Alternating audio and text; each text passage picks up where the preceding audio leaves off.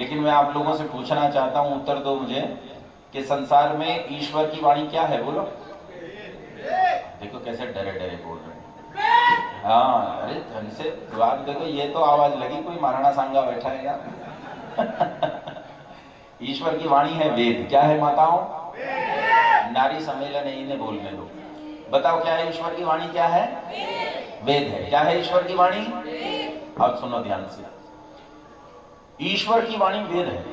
तो फिर हमें, जैसे किसी के घर में कोई रहता है, जैसे मैं मेरे पिता के घर में रहता हूं, तो मुझे अपने पिता की आज्ञाओं को पालन करना पड़ता है, अच्छी बातों का। जो मेरे पिता अच्छी करते हैं उनका पालन करना पड़ता है। अब वो हुक्का गुड़गुड़ाएंगे तो उसका पालन नहीं करूंगा। जो उनकी अच्छी बातें हैं उनका पालन मुझे करना पड़ेगा, और ये ही पिता की आज्ञा का पालन करना ही मेरे लिए कर्तव्य है। इसी तरह हम जिस परमपिता परमात्मा के राज्य में सारे संसार में रहते हैं, तो उस ईश्वर की आज्ञा का पालन करना हम लोगों का कर्तव्य है। और जिसे धर्म कहते हो ना, जो संसार में बहुत सारे धर्म हैं, मजहब हैं, ये धर्म मजहब नहीं है। ईश्वर की आज्ञा का पालन करना ही धर्म है, और इसके अलावा संसार में दूसरा कोई धर्म नहीं है। ईश्वर की आज्ञा का उल्लंघन करना ही अधर्म है, और इसके अलावा संसार में दूसरा कोई अधर्म नहीं है। और इसीलिए, क्योंकि ईश्वर की आज्ञा केवल और केवल सनातन धर्म के पास है, इसलिए सारे संसार भर के लिए धर्म केवल एक है, और वो है ईश्वर की आज्ञा का पालन करना। और सनातन धर्म में जो जो वेदानुकूल मान्यताएं हैं, उन वेदानुकूल मान्यताओं का पालन करना ही धर्म है। उसके अलावा संसार में जो कुछ है वो सब अधर्म है, यही धर्म है।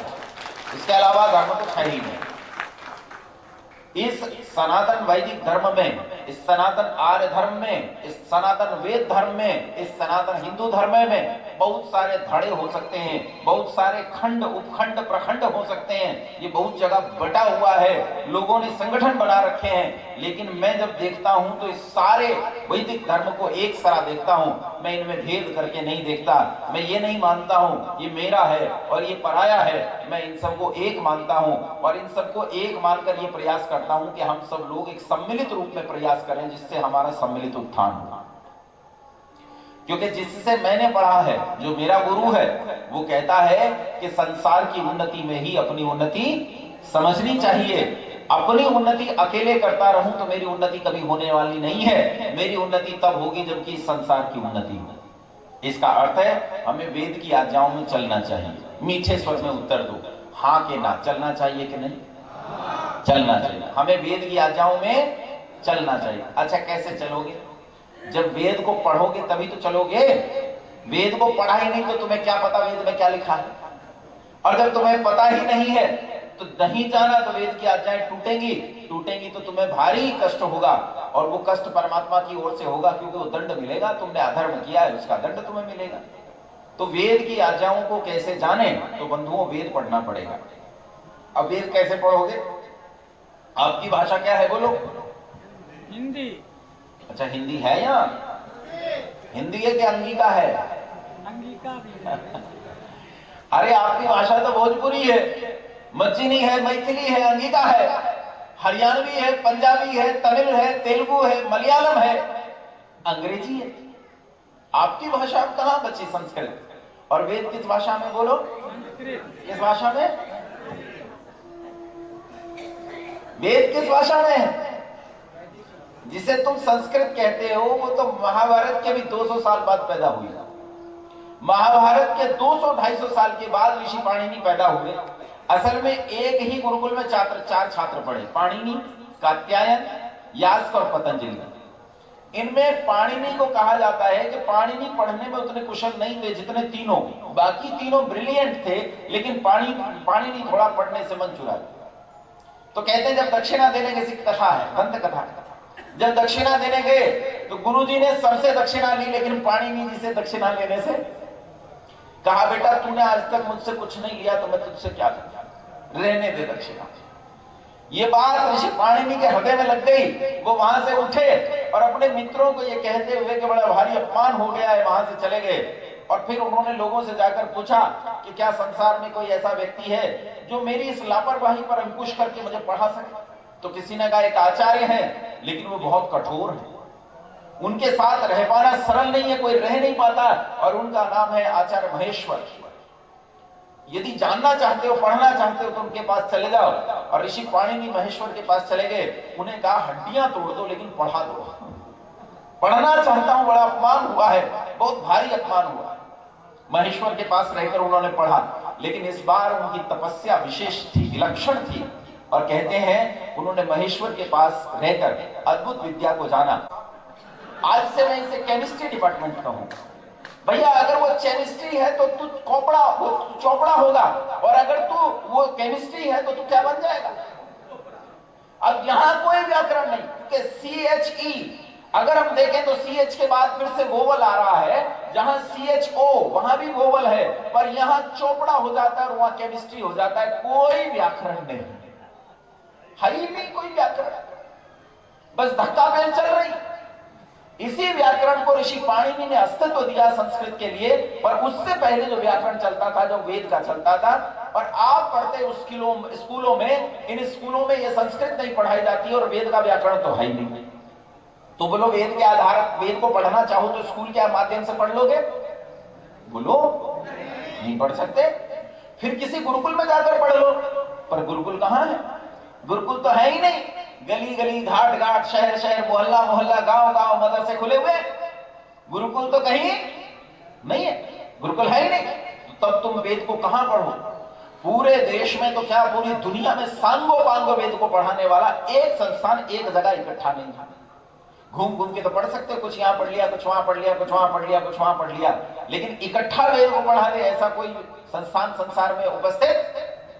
अब वेद को पढ़ नहीं पाओगे, तो वेद को पढ़ा नहीं तो जानोगे कैसे? जाना नहीं तो उल्लंघन होगा, उल्लंघन हुआ तो दंड मिलेगा। उपाय करना पड़ेगा। एक उपाय है, वेद के भाष्य पढ़ लो। लेकिन तुम्हें पता है वेद के भाष्यों में केवल मुसलमानों और ईसाइयों ने ही मिलावट नहीं की है।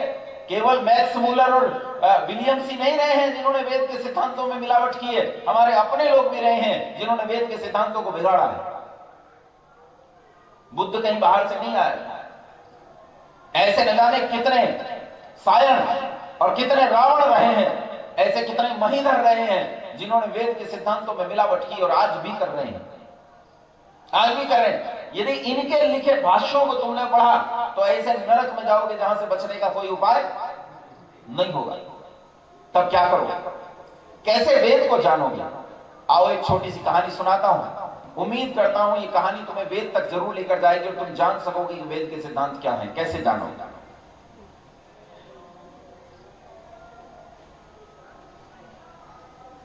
गोविंद एक बार मेरे पास आओ ऊपर। एक समय इस देश में एक 22 साल के लड़के ने, उसके मन में इच्छा उठी कि मैं सत्य जानना चाहता हूं। मैं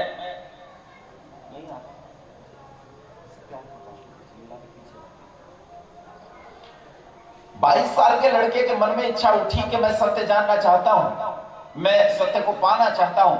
और इस 22 साल के लड़के के मन में उठी इस प्रेरणा ने इसे बेचैन कर दिया। बेचैन हुआ ये युवक, घर छोड़कर निकल गया और निकल गया सत्य की पाने की लालसा।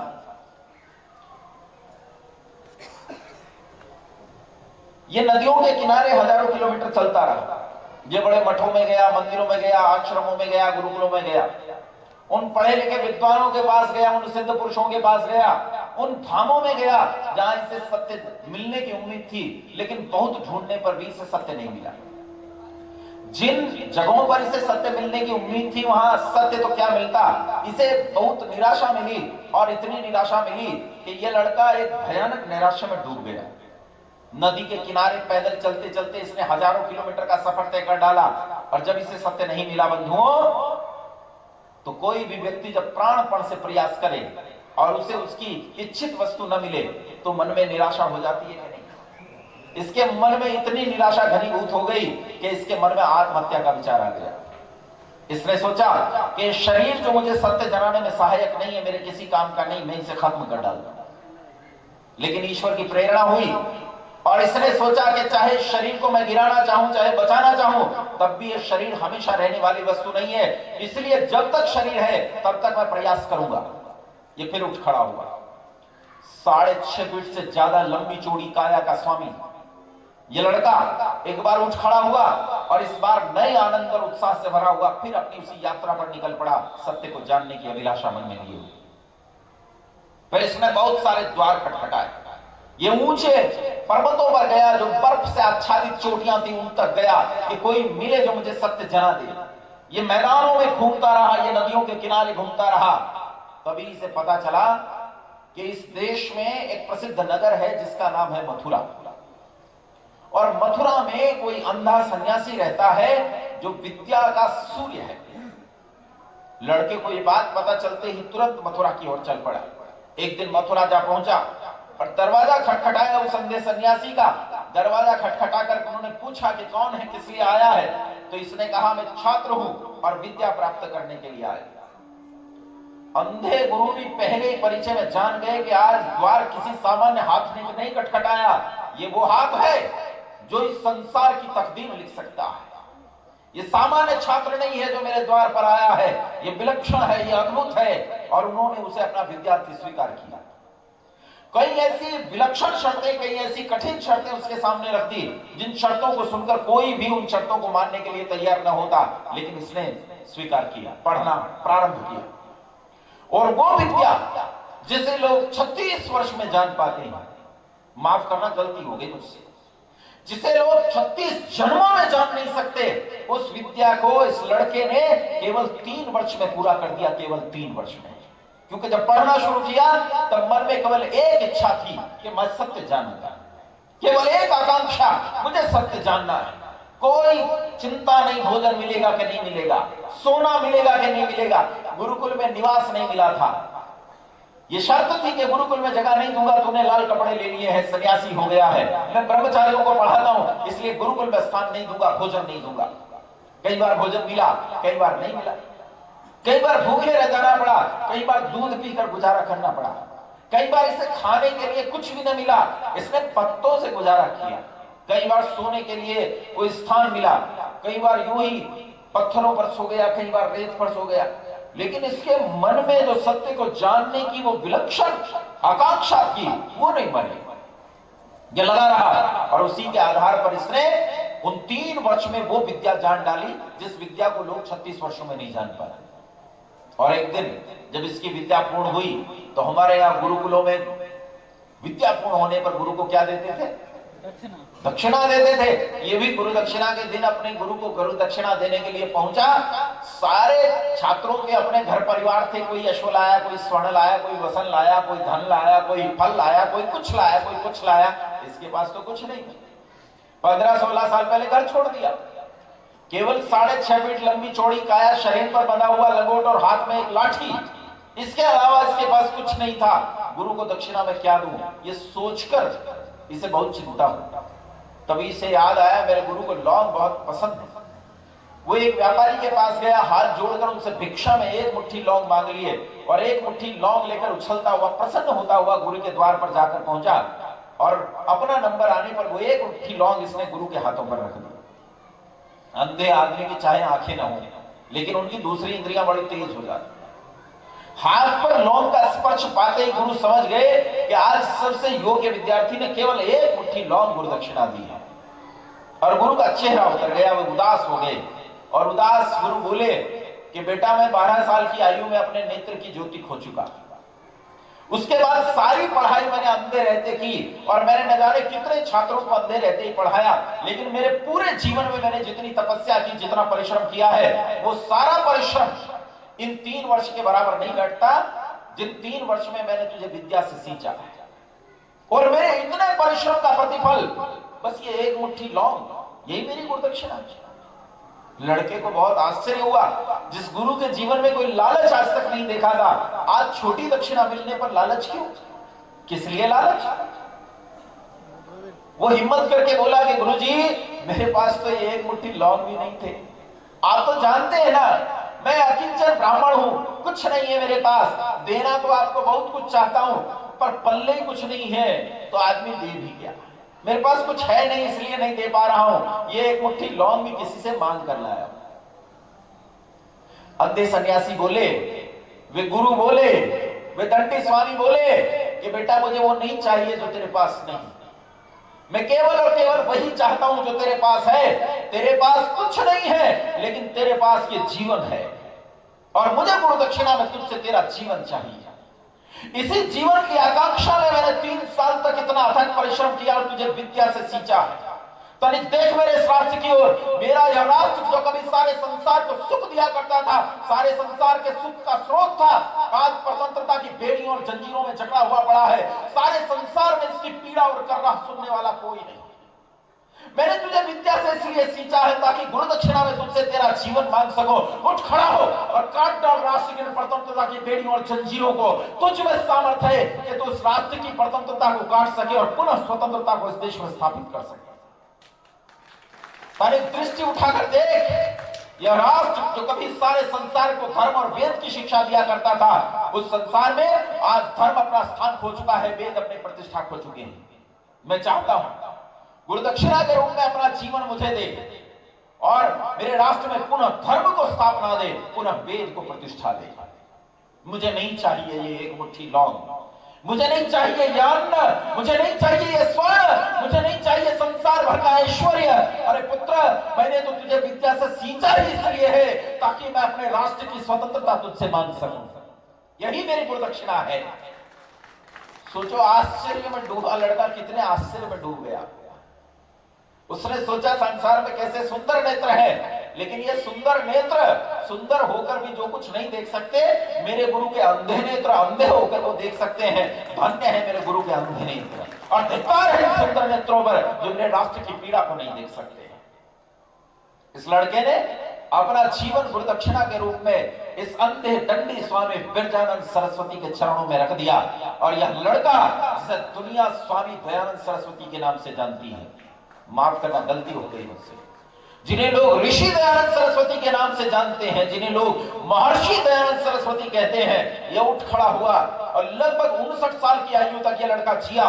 लेकिन जब तक जिया, इसने अपने गुरु को दी हुई इस गुरु दक्षिणा में कभी अनध्याय नहीं आने दिया। इसने अपने जीवन का तिल लगा दिया इस राष्ट्र को स्वतंत्र कराने में। इसने अपनी एक एक सांस लगा दी इस देश की आजादी के लिए। इसने अपने खून का एक एक बूंद लगा दिया इस देश की आजादी के लिए। इसने अपने जीवन का एक एक पल लगाया इस राष्ट्र के लिए। दुनिया फांसी खाकर मरती है, दुनिया गोली खाकर मरती है, लोग युद्धों में मर जाते हैं, लेकिन यही वो व्यक्ति है जो तिल तिल करके जिया और तिल तिल करके मरा। गिनती नहीं है कितनी बार इस आदमी को जहर दिया गया। मुसलमानों ने कितनी बार इस आदमी पर हमला किया, लेकिन ये नहीं मरा। ईसाइयों ने कितनी बार हमला किया, लेकिन ये नहीं मरा। क्योंकि पेड़ तब कटता है जब लोहे की कुल्हाड़ी के भीतर हत्ता किसका हो, लकड़ी का हो, तभी वो उस लकड़ी को, उस पेड़ को काट पाता है। जब तक हम इनके साथ शामिल नहीं हुए, तब तक दयानंद को संसार में कोई मार नहीं सका। लेकिन फिर अंततोगत्वा इन मुसलमानों, इन मलेच्छों, इन विधर्मियों के साथ हम भी शामिल हुए और हमने भी दयानंद को मारने के षड्यंत्र में हिस्सेदारी की। और तब वो भयंकर कालकूट विष ऋषि दयानंद सरस्वती को दिया गया, जिसे वो भयंकर शरीर भी झेल नहीं पाया और अंततोगत्वा वो शरीर, वो जीवात्मा उस शरीर को छोड़कर चला गया। लेकिन जानते हो, जब तक मरा तब तक अपने इस देश के लिए काम करता था। और जब मरने लगा तो इसने सोचा क्या मेरे मरने के बाद गुरु दक्षिणा का प्रवाह रुक जाएगा। तो कहा ना, मैं ऐसा प्रबंध कर जाऊंगा कि मेरे मरने के बाद मेरे गुरु को दी हुई गुरु दक्षिणा बंद नहीं होगी। सोचो कैसा शिष्य, कैसा छात्र के मरने के बाद का भी प्रबंध कर रहा है कि गुरु दक्षिणा ना रुक जाए। और तब उसने कालजयी ग्रंथ की रचना की, और इस कालजयी ग्रंथ का नाम था सत्यार्थ प्रकाश। ऋषि दयानंद ने वेद के सिद्धांतों को उठाकर गूंथ कर एक कालजयी ग्रंथ की रचना की, जो प्रगतिशील युग का हिंदी साहित्य का सर्वोत्तम साहित्य माना जाता है, जिसे सत्यार्थ प्रकाश के नाम से जाना जाता है। ये वो सत्यार्थ प्रकाश, जिस सत्यार्थ प्रकाश के संबंध में यहीं पास में मुझे किसी ने विद्यालय दिखाया, मैं भीतर तक देख कर आया। किसी ने बताया कि इसमें महाकवि दिनकर पढ़े हैं इस विद्यालय में। मैं भीतर जाकर उस खंडर को देख के आया जिसमें दिनकर पढ़े, और मुझे बड़ा गौरव महसूस हो रहा था उस कक्ष के भीतर खड़े होकर के। मैं उस कक्ष के भीतर खड़ा हूं जिसमें दिनकर पढ़े हैं। मुझे बड़ी गौरवानुभूति हुई। बचपन से हम दिनकर के बारे में पढ़ते सुनते चले आए कि दिनकर राष्ट्र कवि रहे हैं, कैसे अद्भुत कवि रहे हैं और कैसे उन्होंने राष्ट्रभक्ति की कविताएं लिखी। उन दिनकर ने इसी सत्यार्थ प्रकाश के बारे में लिखा है कि ऋषि दयानंद के आविर्भाव से पहले हिंदू एक फुसफुसिया जीव था। फुसफुसिया जीव जानते हो? नहीं जानते। एक जीव होता है, एक जंतु होता है, उसमें रीढ़ की हड्डी नहीं होती है, तो इसलिए वो खड़ा नहीं हो सकता।